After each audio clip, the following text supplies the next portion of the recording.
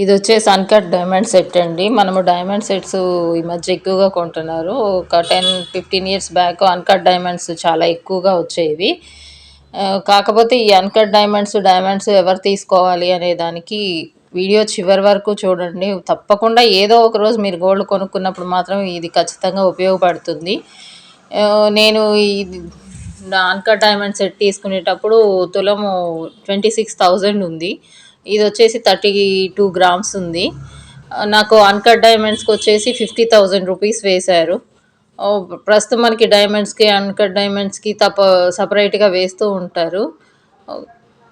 కానీ ఇవి బైబ్యాక్ ఇచ్చేటప్పుడు మనం ఒక 10-20 ఇయర్స్ తర్వాత మనకి ఆ 50,000 కూడా రాదండి. ఇప్పుడు నేను కొన్న దీంట్లో 26,000 గోల్డ్ కొంటే ఇప్పుడు గోల్డ్ వచ్చేసి 1,40,000 ఉంది. నాకు ఆ గోల్డ్ ప్రైస్ అయితే మాత్రం పెరుగుతుంది.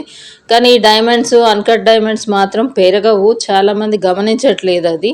ఆ డైమండ్స్ కూడా మనం కొన్నాక ఇంకొక 20 ఏళ్ల తర్వాత అయినా కానీ మనము కొన్న రేట్లోనే 75%, 60% బైబ్యాక్ అని మధ్య బిల్స్లో వేస్తున్నారు. అదే విధంగా ఇస్తున్నారు. నాకు తెలిసి ఇది ఎంత ఇస్తారో కూడా తెలియదు. నాకు అప్పుడు 50,000 అంటే 2 తులాల గోల్డ్ వచ్చేది.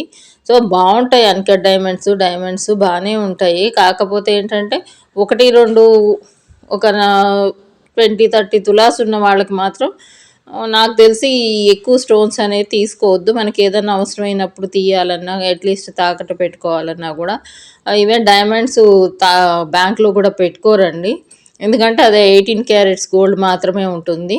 ఇది 22 క్యారెట్స్ గోల్డ్ అనుకుంటా. మరి రేపు అమ్మితే నాకు తెలుస్తుందేమో. ఇది దాదాపు నేను కొని కూడా 15 ఇయర్స్ అవుతుంది. 2010లో కొన్నట్టున్నాను. సో దీని డిజైన్ అయితే బాగుంటుంది. అప్పట్లో బాగా అన్కట్ డైమండ్స్ ఈ మధ్య షాప్లోనే వాళ్ళే ఎక్కువగా మనకి డైమండ్స్ ప్రిఫర్ చేస్తున్నారు. ఎందుకంటే 18 క్యారెట్స్ గోల్డ్ వచ్చాయి, మిగతా బ్యాలెన్స్కి మనకు డైమండ్స్ వచ్చేస్తున్నాయని. కాకపోతే దానివల్ల చాలా ఉపయోగం తక్కువ ఉంటుంది. వీడియో నచ్చితే లైక్ చేయండి, షేర్ చేయండి, కామెంట్ చేయండి.